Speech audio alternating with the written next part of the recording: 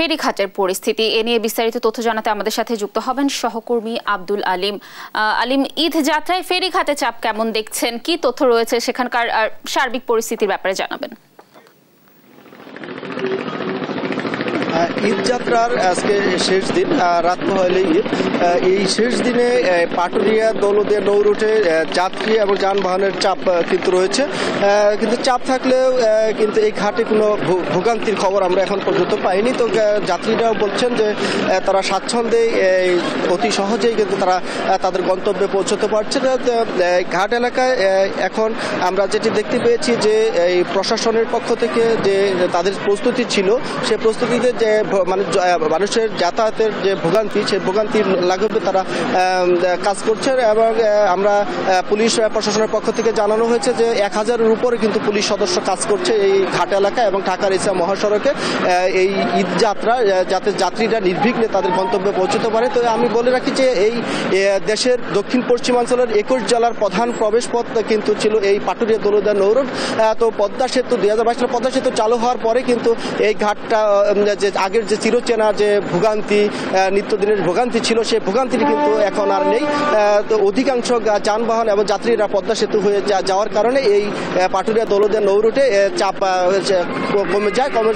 এখন কিন্তু ভোগান্তি যে সেটা কিন্তু এই ভোগান্তিটা নেই। তো আমরা অনেক যাত্রীর সাথে যারা এই নৌপথ ব্যবহার করেন তাদের সাথে কথা বলেছি। তারা যেটি বলেছেন যে আগে 2 বছর আগেও এই পাটুরিয়া দৌলতদিয়া নৌ রুটে প্রায় 2 দিন 3 দিন এবং ঘন্টার পর ঘন্টা যে যানজট এবং যে ভোগান্তি ছিল, ঘাটে অপেক্ষা করতে হতো। এখন সেই ভোগান্তিটাই এই ঘাটে কিন্তু নজির রয়েছে যে এই ঘাট এলাকা তো ঈদের জামাত কিন্তু হতো,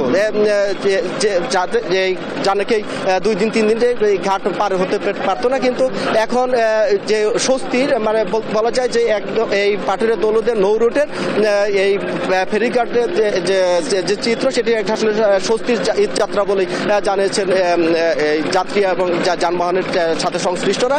তো আমরা কথা বলেছি জেলা প্রশাসক রেহানা আক্তারের সাথে। তিনি যেটি বলেছেন যে এই ঈদে ঘরমুখ যাত্রীদের নির্বিঘ্নে পারাপারের জন্য তারা সচেষ্ট রয়েছেন এবং তারা যেটি বলছেন যে নির্বাহী ম্যাজিস্ট্রেট নিয়োগ করা আছে এবং তারা ঢাকার ইসা মহাসড়ক এবং ঘাট এলাকায় ভ্রাম্যমাণ আদালত সহ বিভিন্ন তারা কাজ করে যাচ্ছেন।